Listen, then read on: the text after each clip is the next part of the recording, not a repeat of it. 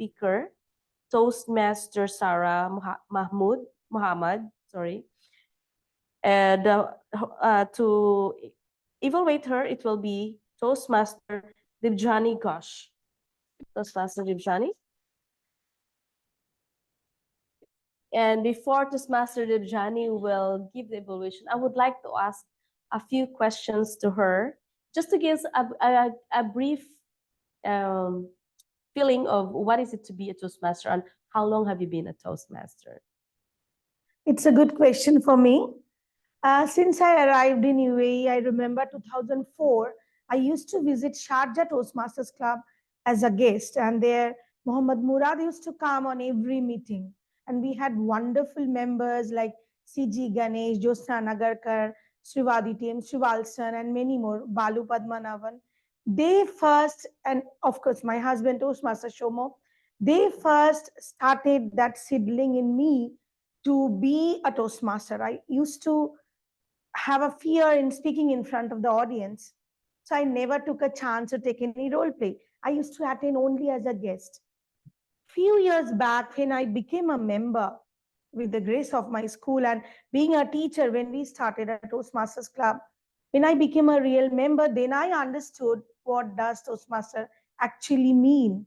It's all about your passion, your integrity, your honesty towards your work. If you love to do anything to do, like to spend some more time in that, suppose you are creating something. After creating, you need to present that. When you are presenting, you need to communicate with people. Without communication, you are not being able to know your feeling are being communicated to the listener, or if the listeners having any other query, or are they satisfied or not with your creation. So both way to communicate properly, this is the platform which helps a lot. Even I was not a good listener before. For your home front, if you want to be a good wife, if you want to be a good mother, if you want to be a good teacher, or your professional field, if you want to be a good entrepreneur, you need to be a good listener. That's why God has given 2 ears and 1 mouth.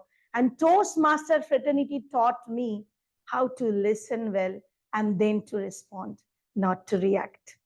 Oh, wait. Thank you. So now I hand over the podium to Toastmaster Debjani, sorry, to evaluate our first speaker. Over to you. The floor is yours. Thank you. Thank you, General Evaluator. Good evening, everyone, once again, and special good evening to my target speaker, Sarah. Before you all are attentively listening to me, I want to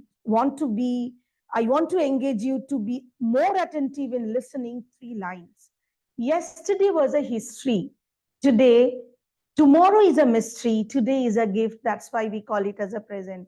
Why I'm saying so? It's so well connected with today my target speaker, Sarah's speech. Yesteryears, how was our learning style and how she was bullied by her few classmates. Although the other never wanted to know what is her original learning style. Even when I was a student, I never used to understand what is my learning style and what my friend's learning style. That was happened yesteryears. Now, in the present years, what with the research, her research skills showed that we are having different type of learning skills like visual, auditory, kinesthetic, and verbal. And by using that in present days, how the kids are benefited. Being a teacher, I could relate myself with my target speaker very well. She started her speech with different phases of life with correct personal anecdotes. Her eye contact was commendable. She was body language was comfortable. She was easily moving on the stage, keeping the eye contact here and with the online members as well. In between, she was asking research on your guide to learning style. Have we ever pondered into that criteria that have we ever thought what is my child's learning style or what is my learning style or my friend's learning style before pointing out our fingers to them. So she purposefully, she made the expectations of her speech on that research topic. And especially at the end, she connected very well the audience, going back to the title, I Hear with My Ears. Generally, we teach the children you are five senses, eyes to see, ear to hear, tongue to taste, and skin to feel.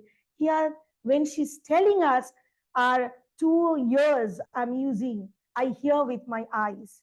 That way, she again insisted all of us to listen to her speech attentively.